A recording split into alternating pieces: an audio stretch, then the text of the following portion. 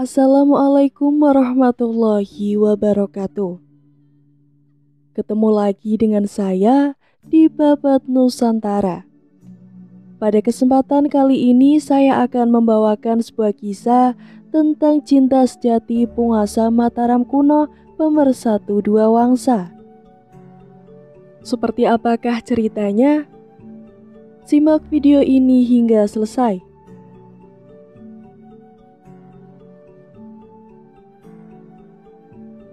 Kisah cinta dua insan Raja Mataram kuno, Rakai Pikatan dan Pramodarwardhani, diabadikan dalam sebuah candi. Dua insan ini menjalin hubungan dengan dasar berbeda agama. Kisah keduanya terlihat dari Candi Plaosan Lor dan Candi Plaosan Kidul yang ada di wilayah Bukisan, Prambanan, Klaten. Sepasang suami istri beda agama ini menjadikan sebuah candi kembar dibangun. Pada buku Perempuan-Perempuan Tangguh Penguasa Tanah Jawa, tulisan dari Krishna Bayu Aji dan Sri Wantala, candi kembar tersebut dilukiskan layaknya hubungan cinta Pramodawardhani dengan Rakai Pikatan, raja kedua Mataram kuno yang bernama asli Mpu Manuku. Dibangun sekitar abad 9 Masehi, candi ini bergaya arsitektur campuran Hindu dan Buddha yang menandakan pernikahan beda agama keduanya. Sebagian sejarawan menyebutkan candi kembar ini merupakan bentuk persembahan cinta Rakai Pikatan kepada Pramodarwardhani. Pada Candi Plaosan Lor terdapat sesuatu yang unik, di mana candi utama dikelilingi oleh 174 stupa dan candi perwara. Candi perwara merupakan ciri khas kebudayaan Hindu, sedangkan stupa merupakan ciri khas kebudayaan Buddha. Hal ini menunjukkan kedua keyakinan bisa disatukan dalam ikatan cinta, seperti Pramodawardhani dan Mpu Manuku. Sedangkan kisah cinta asmara antara Pramodawardhani dan Rakai Pikatan dikisahkan pada relief yang terdapat pada dinding kedua candi utama. Salah satu candi bercerita tentang laki-laki, sedangkan candi yang lainnya bercerita tentang perempuan. Relief yang berwujud manusia dengan ukuran hampir sama dengan aslinya merupakan wujud kekaguman Rakai Pikatan terhadap istrinya Pramodawardhani. Selain Candi Plaosan, Rakai Pikatan juga membangun candi lain sebagai wujud cintanya kepada sang istri. Candi Siwagra namanya, yang dibangun Rakai Pikatan di abad 9 Masehi. Candi yang berlokasi di Prambanan, Sleman, Yogyakarta adalah gabungan dari arsitektur kebudayaan Hindu dan Buddha. Salah satunya adanya penggunaan stupa di bangunan candi. Tetapi sebagian sejarawan lain menyebutkan Candi Siwagra dibangun Rakai Pikatan untuk menandingi Candi Kamula atau Candi Borobudur yang dibangun semasa pemerintahan Samaratungga diresmikan oleh Pramodawardhani. Pernikahan Pramodawardhani dengan Rakai Pikatan menghadirkan harmonisasi Buddha Hindu di Jawa pada pertengahan abad ke-7 Masehi. Keputusan Maharaja Samaratungga lengser ke Prabon pada 833 Masehi itu mematik pergolatan di Kerajaan Medang atau yang juga dikenal sebagai Kerajaan Mataram kuno.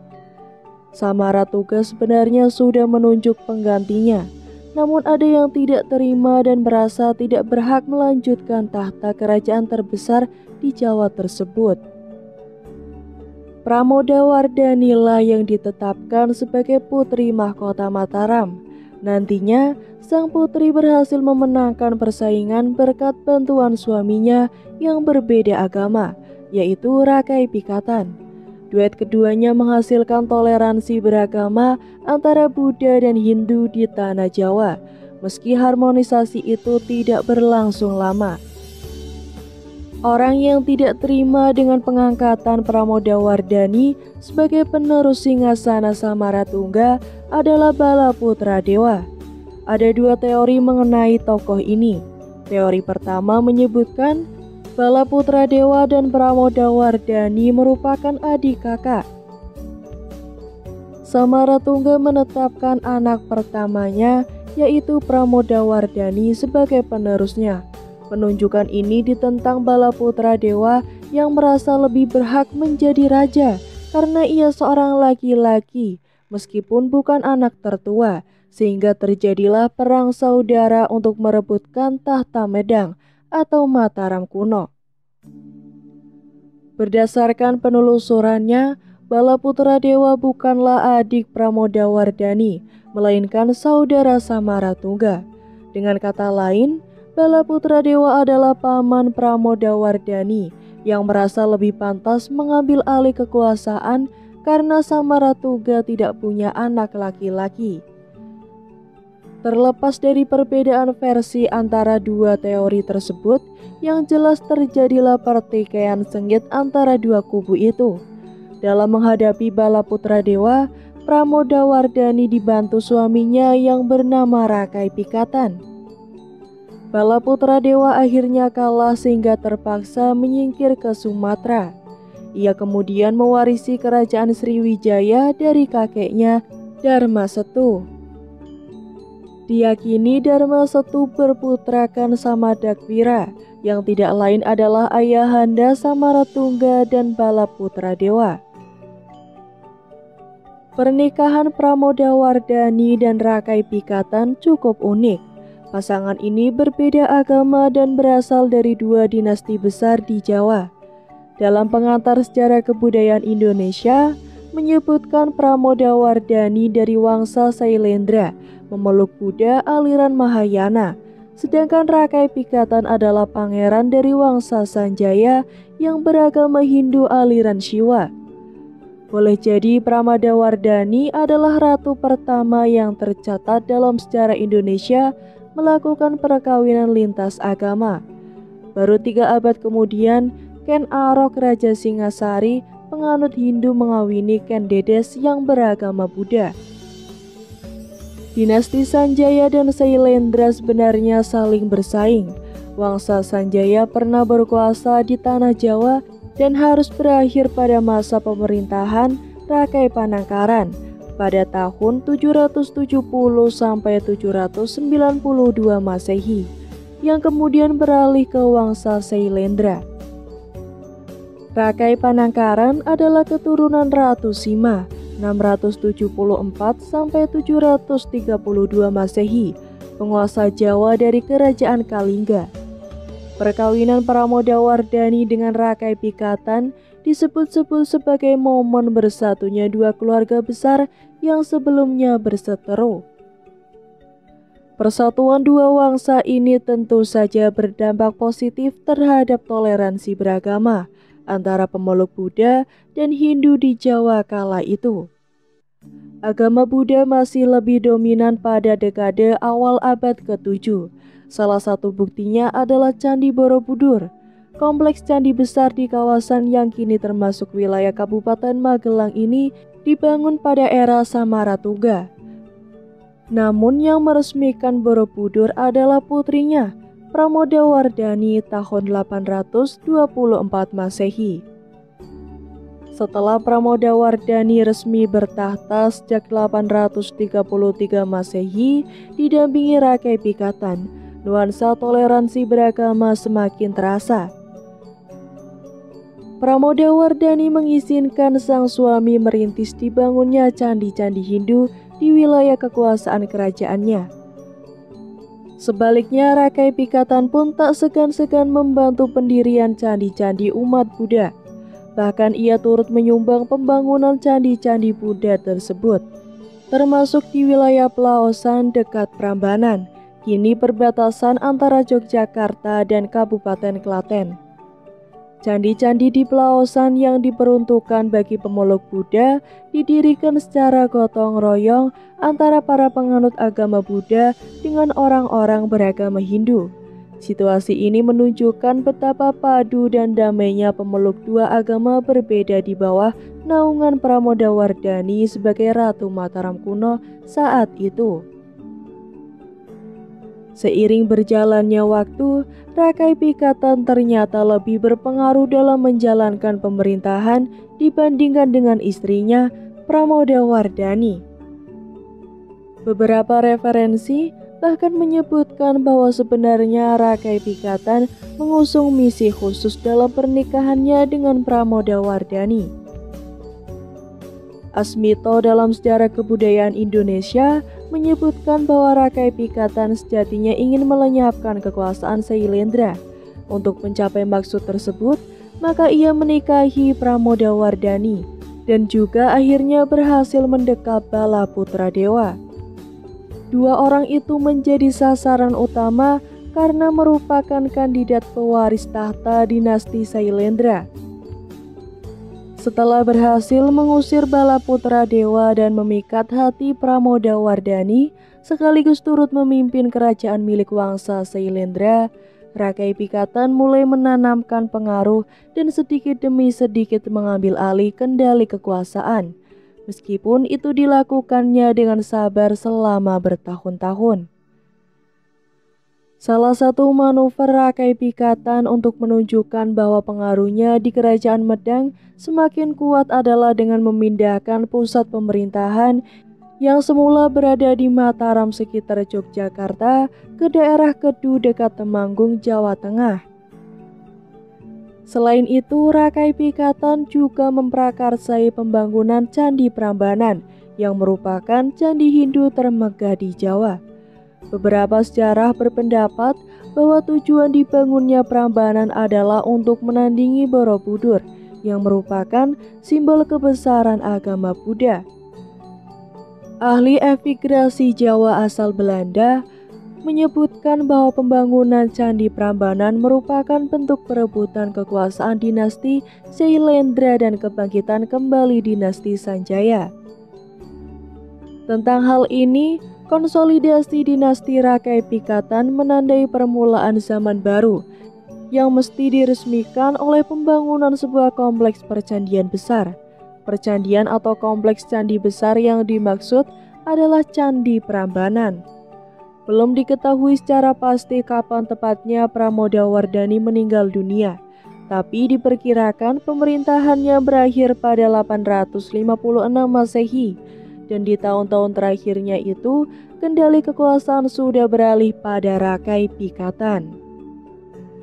Setelah era Rakai Pikatan, dinasti Sanjaya memang berkuasa lagi, namun tidak pernah benar-benar mampu menjadi kerajaan besar karena banyak terjadi pemberontakan.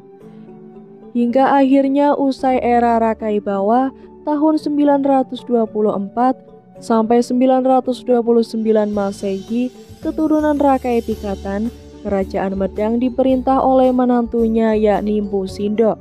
Ia lantas memindahkan pusat kerajaan ke Jawa bagian timur karena letusan dahsyat gunung berapi. Mpu Sindok kemudian mendeklarasikan dinasti baru bernama Isyana, sekaligus menutup riwayat Wangsa Sanjaya. Dari sinilah nantinya lahir kerajaan-kerajaan besar di tanah Jawa, termasuk Majapahit hingga Mataram Islam, yang pada akhirnya terbelah menjadi dua pusat kekuasaan, yaitu Surakarta dan Yogyakarta. Mpu Sindok merupakan raja pertama kerajaan Mataram era Jawa Timur. Ia memutuskan memindahkan istana kerajaan pasca adanya dugaan kuat bencana alam letusan Gunung Merapi menghancurkan Medang. Lantas siapa sosok Mpu Sindok yang berhasil juga melahirkan keturunan raja-raja di Pulau Jawa? Di dalam buku Babat Tanah Jawa menyebut Mpu Sindok merupakan menantu dari Dyah Wawa yang merupakan raja terakhir Mataram kuno di ibu kota Medang, Jawa Tengah.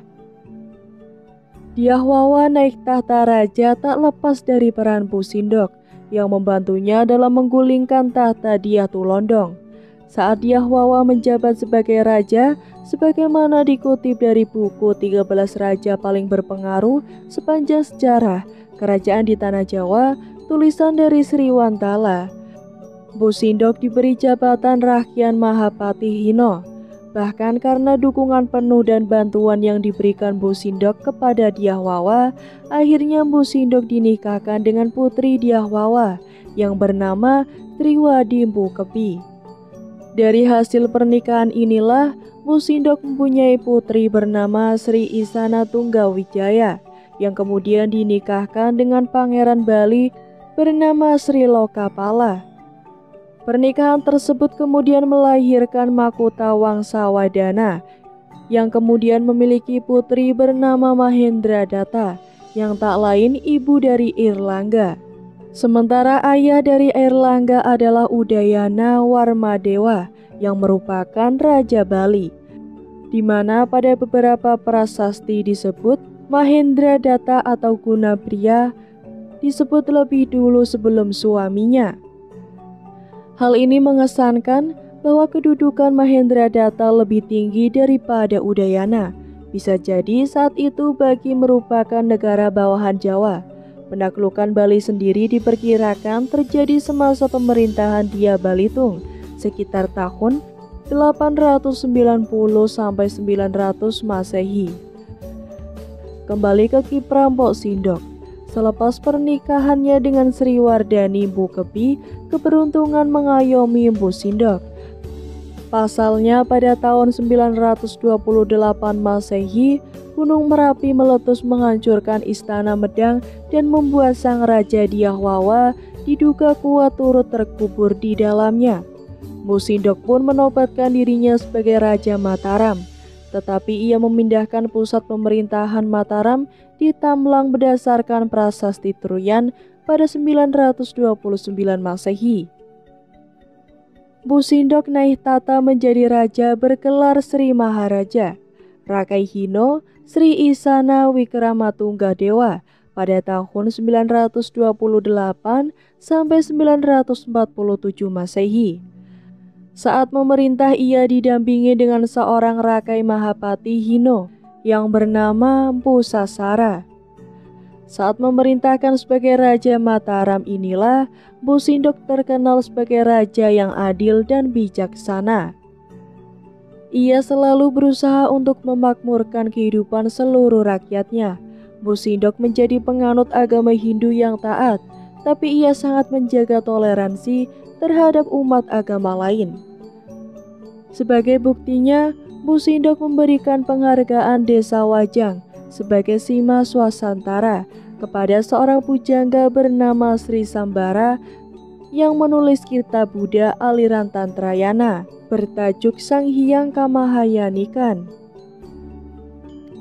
Alhasil dari Mpu Sindok ini pula lah lahir dinasti baru Raja-Raja Jawa yang dinamakan dinasti Isana, di mana dimulai dari Sri Isana Tunggawijaya yang merupakan istri dari Raja Bali Sri Lokapala. Mpu Sindok sendiri pada akhirnya mangkat atau meninggal pada tahun 947 Masehi.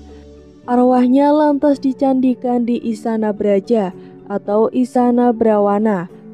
Selanjutnya Raja Medang diemban oleh Sri Isana Tunggawijaya yang menikah dengan Sri Lokapala dari Bali.